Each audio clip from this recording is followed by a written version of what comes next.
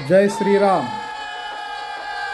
हिंदू राष्ट्र समन्वय समितीद्वारे या अकोला आपल्या राजराजेश्वर नगरीमध्ये दिनांक 3 मे 2026 सायंकाळी 6 वाजता एकविरा मैदान गोरक्षण रोड येथे भाग्यनगरचे प्रखर वक्ते श्री राजासिंग राजासिंग साहेब, ज्यांना आपण राजा भैया या नावाने ओळखल्या जातो संपूर्ण भारतामध्ये, त्यांचं नाव कोणाला सांगायची आवश्यकता नाही, असं एक प्रखर नेतृत्व जे हिंदू राष्ट्रासाठी संपूर्ण भारत भ्रमण करत आहेत, असे राजासिंग यांची जाहीर सभा आपल्या अकोला नगरीमध्ये आयोजित केलेली आहे।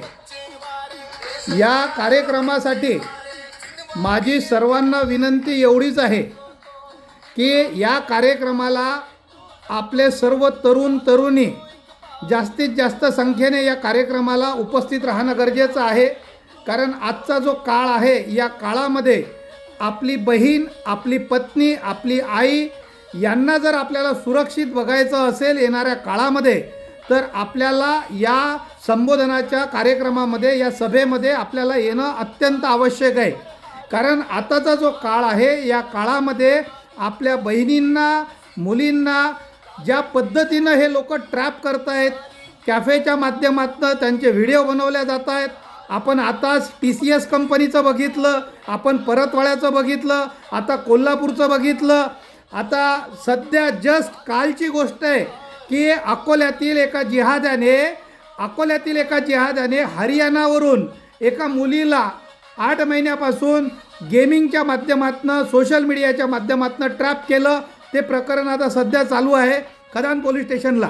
मला फक्त एवढं सांगायचं आहे की आज मुलींचा ज्या पद्धतीनं ब्रेन वॉश केल्यानंतर त्यांचं आयुष्य उद्ध्वस्त करण्याचं काम या महाराष्ट्रामध्ये, या देशामध्ये चाललेलं आहे, त्याच्यापासून आपल्याला कशा प्रकारे वाचता येईल, आपली मुलगी कशी सुरक्षित ठेवता येईल, आपली पत्नी कशी सुरक्षित ठेवता येतील, या दृष्टिकोनातून ह्या सभेला आपली उपस्थिती आवर्जून आहे। सर्व माता पितांना, माझ्यापेक्षा ज्येष्ठांना, माझ्यापेक्षा जे लहान आहेत त्यांना सर्वांना हात जोडून विनंती करतो मी, रवींद्र फाटे, स्वराज्य नवनिर्माण फाउंडेशनतर्फे, की हिंदू राष्ट्र समन्वय समितीच्या वतीनं या आयोजित केलेल्या कार्यक्रमाला जास्तीत जास्त संख्येने उपस्थित राहा आणि जास्तीत जास्त लोकांपर्यंत याचा प्रचार आणि प्रसार करा। सर्व युवा वर्ग हा एकविरा मैदानामध्ये आपल्याला दिसायला हवा।